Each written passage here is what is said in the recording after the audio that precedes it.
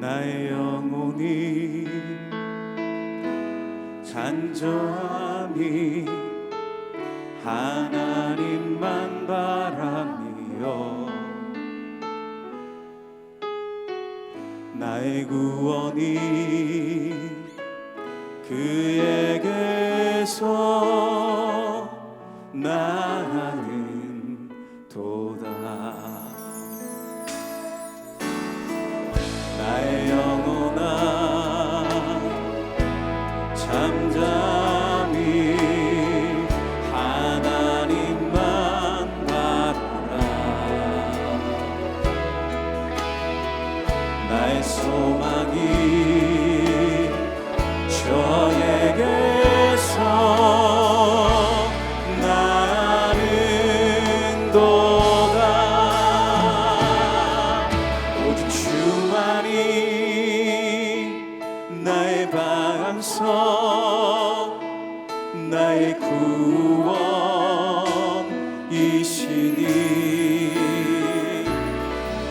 오직 주만이 나의 상성 내가 요동치 아니하리.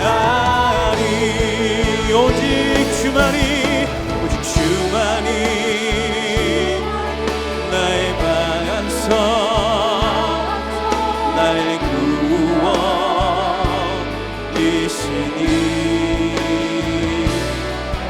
오직 주만이 나의 상성 내가 요동치 아니하리. 제16장. 바리새인과 사두개인들이 와서 예수를 시험하여 하늘로부터 오는 표적 보이기를 청하니 예수께서 대답하여 이르시되 너희가 저녁에 하늘이 붉으면 날이 좋겠다 하고 아침에 하늘이 붉고 흐리면 오늘은 날이 굳겠다 하나니 너희가 날씨는 분별할 줄 알면서 시대의 표적은 분별할 수 없느냐. 악하고 음란한 세대가 표적을 구하나 요나의 표적밖에는 보여줄 표적이 없느니라 하시고 그들을 떠나가시니라. 제자들이 건너편으로 갈새 떡 가져가기를 잊었더니 예수께서 이르시되 삼가 바리새인과 사두개인들의 누룩을 주의하라. 제자들이 서로 논의하여 우리가 떡을 가져오지 아니하였도다 하거늘 예수께서 아시고 이르시되 믿음이 작은 자들아 어찌 떡이 없으므로 서로 논의하느냐. 너희가 아직도 깨닫지 못하느냐. 떡 5개로 5,000명을 먹이고 주운 것이 몇 바구니며 떡 7개로 4,000명을 먹이고 주운 것이 몇 광주렸는지를 기억하지 못하느냐. 어찌 내 말한 것이 떡에 관함이 아닌 줄을 깨닫지 못하느냐. 오직 바리새인과 사두개인들의 누룩을 주의하라. 그제서야 제자들이 떡의 누룩이 아니요 바리새인과 사두개인들의 교훈을 삼가라고 말씀하신 줄을 깨달으니라. 예수께서 빌립보 가이사라 지방에 이르러 제자들에게 물어 이르시되 사람들이 인자를 누구라 하느냐. 더러는 세례 요한, 더러는 엘리야, 어떤 이는 예레미야나 선지자 중에 하나라 하나이다. 너희는 나를 누구라 하느냐. 시몬 베드로가 대답하여 주는 그리스도시요 살아계신 하나님의 아들이시니이다. 바요나 시몬아 네가 복이 있도다. 이를 내게 알게 한 이는 혈육이 아니요 하늘에 계신 내 아버지시니라. 또 내가 네게 이르노니 너는 베드로라. 내가 이 반석 위에 내 교회를 세우리니 음부의 권세가 이기지 못하리라. 내가 천국 열쇠를 네게 주리니 네가 땅에서 무엇이든지 매면 하늘에서도 매일 것이요 네가 땅에서 무엇이든지 풀면 하늘에서도 풀리리라. 이에 제자들에게 경고하사 자기가 그리스도인 것을 아무에게도 이르지 말라 하시니라. 하나님의 말씀으로 새벽을 깨운 더 사랑의 교회 모든 성도님들을 진심으로 환영합니다. 하나님의 말씀으로 새롭게 되고 변화되어 기도할 때 역사가 일어나는 귀한 새벽이 되기를 간절히 소망합니다. 여러분, 우리는 마트나 백화점에 가서 물건을 살 때도 있지만요, 바쁘기 때문에, 때로는 시간이 없기 때문에, 특별히 가격이 저렴하기 때문에 인터넷으로 물건을 구입할 때가 많이 있습니다. 그런데 인터넷으로 물건을 구입할 때는 직접 볼 수도 없고 만질 수도 없기 때문에 우리는 다른 사람들이 그 물건을 어떻게 사용했는지 상품 후기를 보고 구입을 할 때가 많이 있습니다. 사용 후기를 보고 상품을 구입하기도 하고요. 구입을 하지 않기도 합니다. 그런데 이런 경우가 있습니다. 자신이 원하고 자신이 사고 싶은 물건이 있을 때 그 물건의 후기를 살펴보니 좋은 후기도 있지만 나쁜 후기도 있는 겁니다.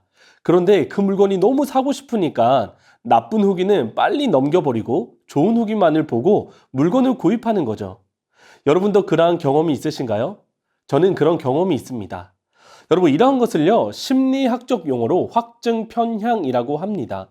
확증 편향이라고 하는 것은 1960년대 영국의 심리학자 피터 웨이슨이 처음 제시한 것이라고 합니다. 이것을 한마디로 하면요, 내가 믿고 싶은 것만 믿고 보고 싶은 것만 보는 심리를 말합니다. 높이 매달린 포도를 끝내 따먹지 못하고 포기한 여우가 저 포도는 쉬어서 못 먹을 거야 라고 말한 이솝 부화를 기억하실 겁니다. 그것이 바로 확증 편향의 대표적인 예라고 할 수 있습니다.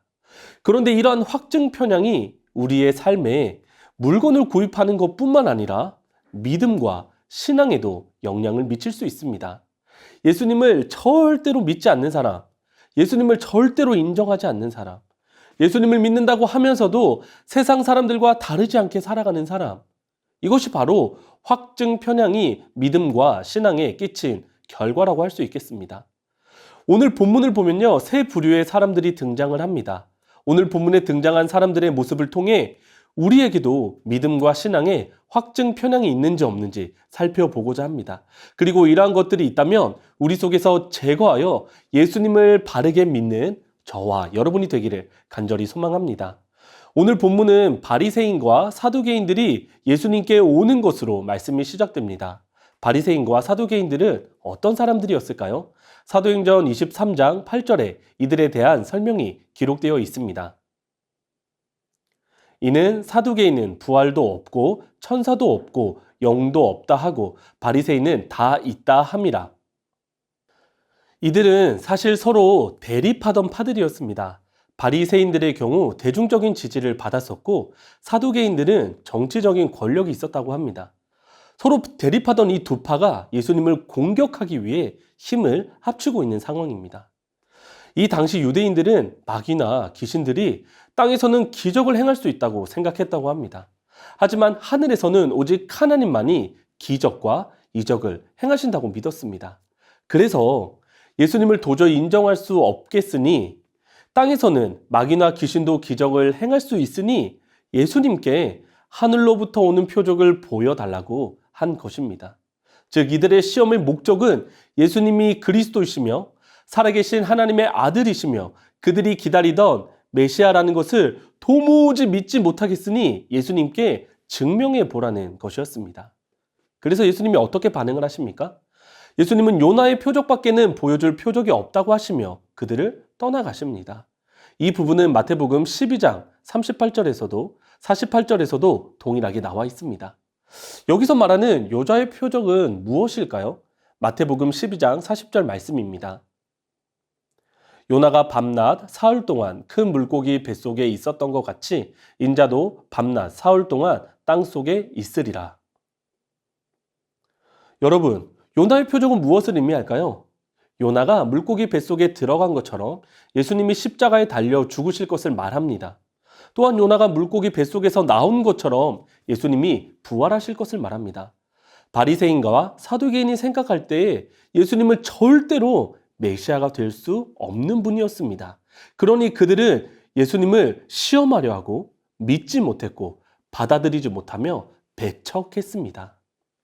이제 그 다음은 제자들과 예수님의 대화로 상황이 전환됩니다. 예수님이 먼저 떠나시고 이어서 제자들이 예수님을 따라 호수 건너편으로 온 것 같습니다. 또는 예수님과 제자들이 같이 이동했을 수도 있습니다. 그런데 이때 예수님의 제자들은 떡, 즉 빵을 가져가는 것을 잊어버렸습니다. 먹을 음식을 챙겨야 했는데 그러지 못했던 것이죠. 예수님은 바리새인과 사두개인을 떠나신 후 제자들에게 말씀하셨습니다. 무엇이라고 말씀하셨을까요? 바리새인과 사두개인들의 누룩을 주의하라고 말씀하셨습니다. 이때 제자들은 예수님의 말씀과 전혀 다른 반응을 보입니다. 어떤 반응인가요?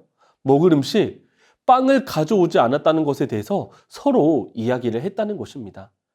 예수님은 지금 먹을 것에 대해서 이야기를 한 것이 아니라 예수님을 시험하려 했던 바리새인과 사두개인들의 가르침을 주의하라고 말씀하신 것입니다. 누룩, 소량이지만 빵 전체에 영향을 끼치는 것처럼 바리새인과 사두개인들의 가르침, 그들의 잘못된 가르침이 많은 사람들에게 전달되어 예수님에 대해서 오해하고 바르게 믿지 못하게 하니 제자들도 그러한 가르침에 빠지지 않도록 예수님은 말씀을 하신 것입니다. 그러나 제자들은 예수님의 말씀에 대해서 이해를 하지 못합니다. 어쩌면 지금 먹을 음식이 없는데 바리새인들과 사두개인 분파에 속한 사람들에게 빵을 사서는 안 된다라고 이해했을런지도 모르겠습니다. 먹어야 할 빵이 없어서 예수님이 지금 누룩을 이야기하시나 보다 이렇게 생각했는지도 모르겠습니다. 그리고 아무리 예수님이라고 할지라도 빵과 물고기 등 아무것도 없는 상황에서는 예수님이 먹을 음식을 만들어내는 것은 불가능하다고 생각했는지도 모르겠습니다. 예수님은 이런 이들의 모습을 보시고 믿음이 작은 자들아 라고 말씀을 하십니다. 이어서 예수님은 어떤 설명을 하십니까? 바로 오병이어와 칠병이어의 기적에 대해서 말씀하십니다. 이 기적의 상황에 누가 있었습니까? 그렇습니다. 예수님이 있었습니다. 그리고 제자들도 있었습니다. 예수님의 제자들은 예수님의 기적을 눈으로 보고 귀로 듣고 실제로 만졌습니다. 감각할 수 있는 모든 것으로 예수님의 기적을 경험한 것이죠. 그럼에도 불구하고 그들은 지금 예수님의 말씀을 이해하지 못할 뿐만 아니라 먹는 일을 걱정하며 예수님이라도 지금 이 상황에서는 이 문제를 해결할 수 없다고 생각했던 것 같습니다. 동일한 본문을 마가복음에 보면 제자들을 향한 예수님의 추가적인 책망이 있습니다. 마가복음 8장 18절입니다. 너희가 눈이 있어도 보지 못하며 귀가 있어도 듣지 못하느냐 또 기억하지 못하느냐. 예수님은 제자들에게 다시 설명을 해주셨습니다. 그러자 그제서야 예수님의 제자들은 예수님의 말씀을 깨닫게 되었습니다. 이제 오늘 본문의 마지막 내용입니다.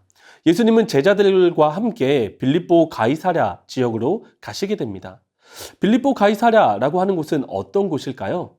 이곳은 이스라엘의 북부 지역이며 주로 이방인들이 거주하는 지역이었다고 합니다.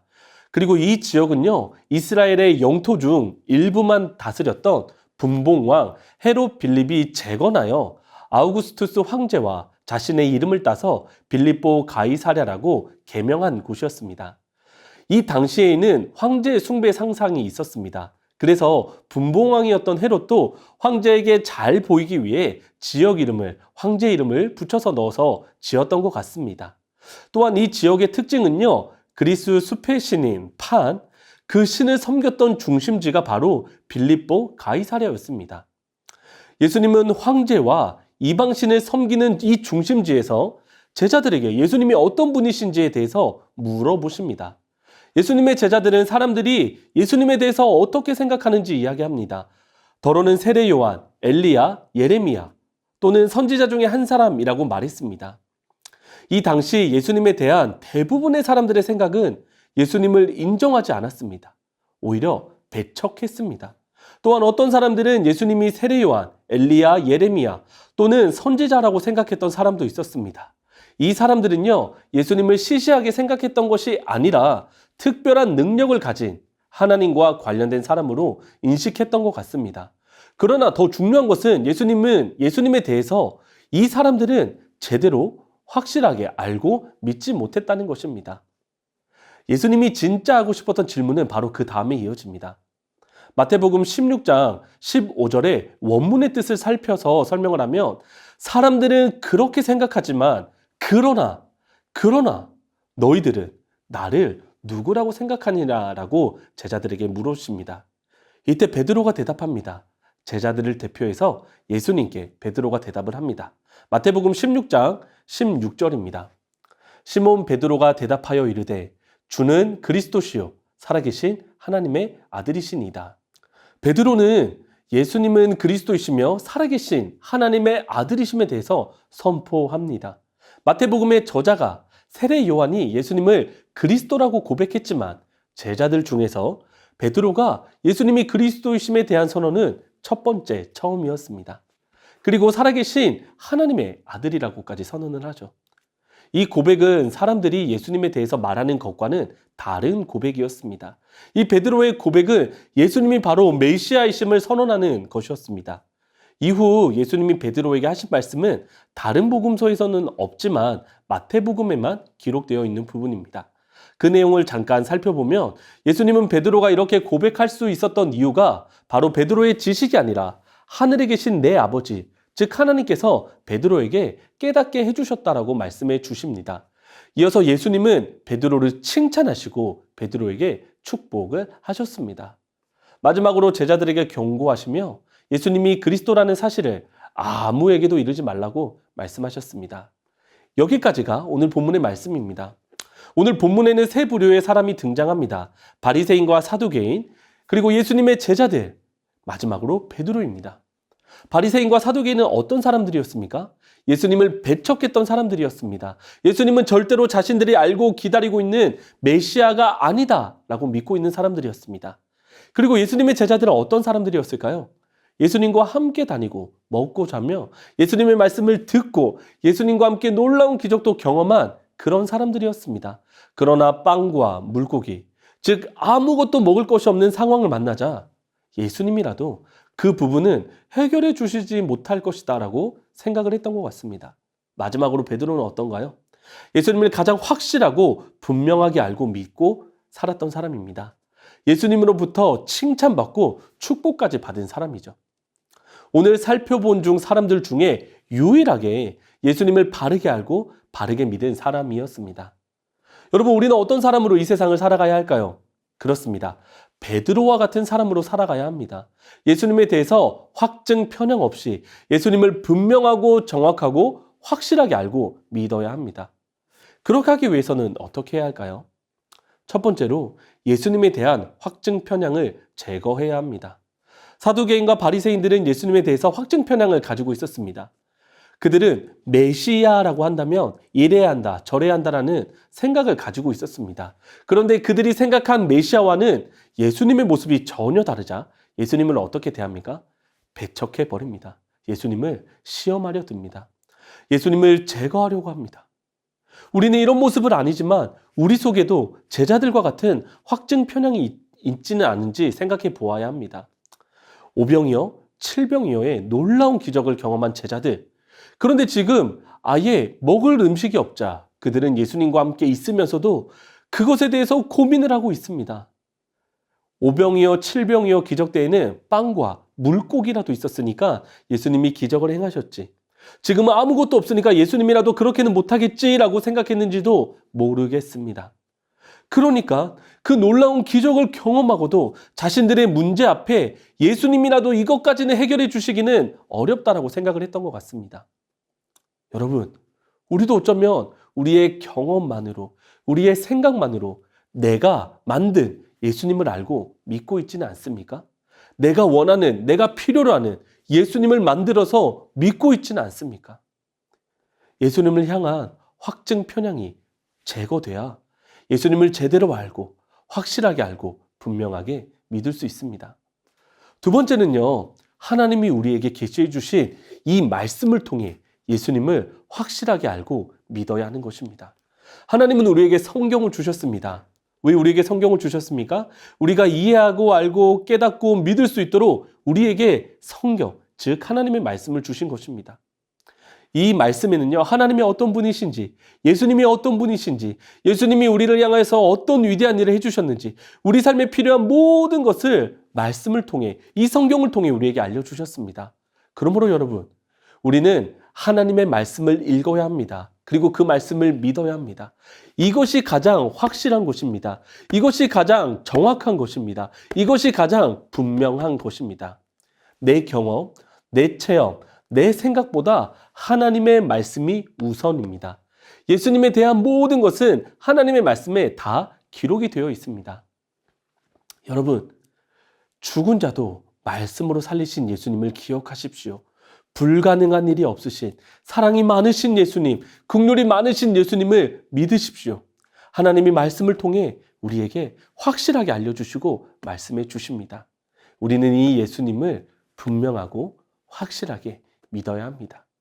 우리가 그렇게 할 때 베드로와 같이 예수님께 칭찬받으며 복을 받고 누리고 끼치는 삶을 살아갈 수 있게 될 것입니다. 여러분, 내가 원하고 내가 바라고 내가 만든 예수님이 아니라 이 성경에 기록된 진짜 예수님을 알고 믿고 살아가는 저와 여러분이 되기를 간절히 소망합니다. 오늘 말씀을 기억하며 함께 기도하도록 하겠습니다. 나의 경험이나 생각으로 예수님에 대한 오해나 편견이 있다면 제거하여 주시고 바른 믿음을 갖게 하여 주소서. 매일 말씀과 기도를 통해 예수님을 분명하고 확실하게 알고 기억하고 믿을 수 있도록 은혜를 주소서. 예수님에 대해 오해하고 바르게 믿지 못하는 사람에게 예수님을 전할 수 있는 은혜를 주소서.